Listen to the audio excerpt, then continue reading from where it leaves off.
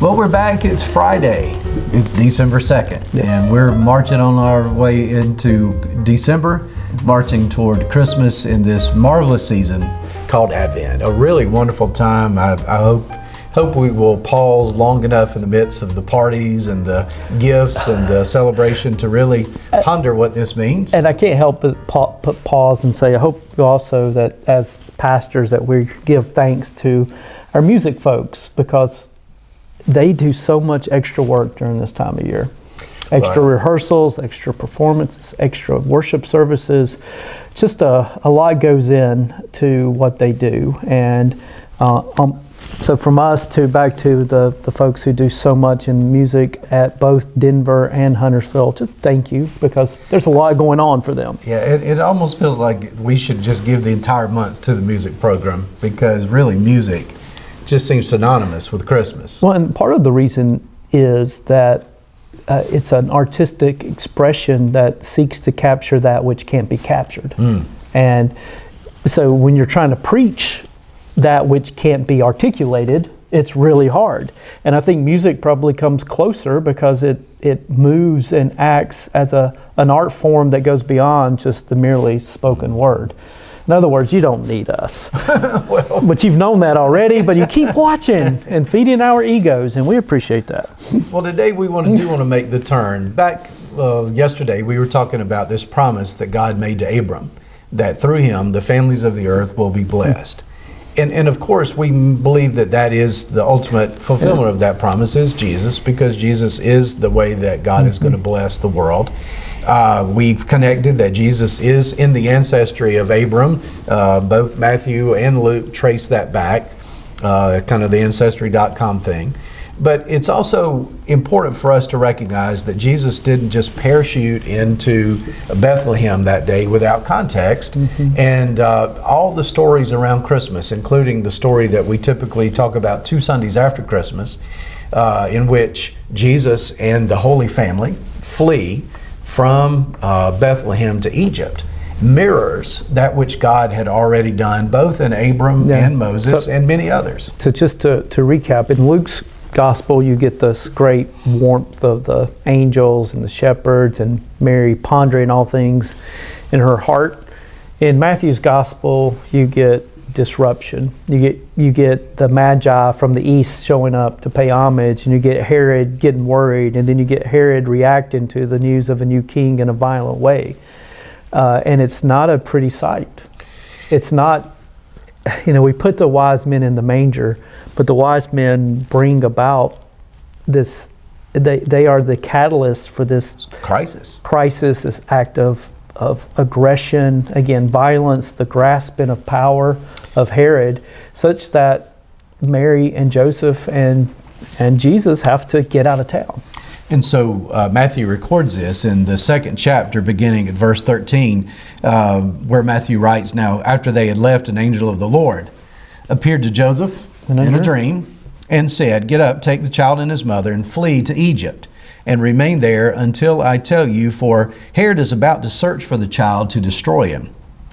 Then Joseph got up, took the child and his mother by night, and went to Egypt." I just want to point out how parallel this is to Abram. A dream comes, a vision, a word from God, and there is a response. And the first place that Abram stops is Egypt.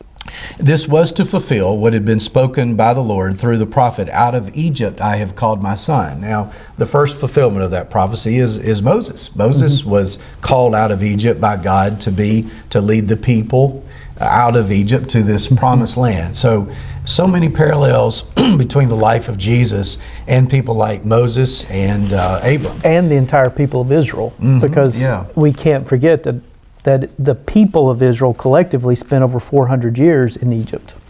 Now, when Herod saw that he had been tricked by the wise men, who Steve mentioned just a few minutes ago, he was infuriated. And he sent and killed all the children in and around Bethlehem who were 2 years old or under. Jesus probably was about 2 by the time the wise men came. We think it might have taken a year or 2 for them to arrive on that trek. Yeah, it doesn't all happen in one evening. Then was fulfilled what had been spoken through the prophet Jeremiah. A voice was heard in Ramah, wailing and loud lamentation, Rachel weeping for her children She refused to be consoled because they are no more. Right. Again, Rachel, a direct relationship, direct connection back to the time of Abram. Well, and if you remember the key part, one of the key parts of the Moses story, part of his origin story, was when Pharaoh became concerned with the growth of the Israelites and had all the male children killed by throwing them into the river Nile. Right. So many different parallels, and Jesus is, in so many ways, he connects those stories, he connects to his story, to his life story, as the Gospels point out. So as we kind of conclude the discussion for today, I invite you in preparation for Sunday to reread these Christmas stories. These Christmas stories, you're going to find so many direct allusions and connections back to stories about Abram, about Moses. And that way, when we can see Jesus for who he really is, he is the fulfillment of this work that God had begun all the way back in Genesis, continues through the Exodus story, through the exile, and up until his birth. Right. And so this Sunday at Huntersville, tell them what you've got going on. So it is a wonderful Sunday. It'll be our preschool Sunday. The preschool kids are going to come in and sing about the last 10 minutes, and we'll have lots of preschool families. A real opportunity, Huntersville folks, for us to experience and offer them the experience of hospitality and welcome.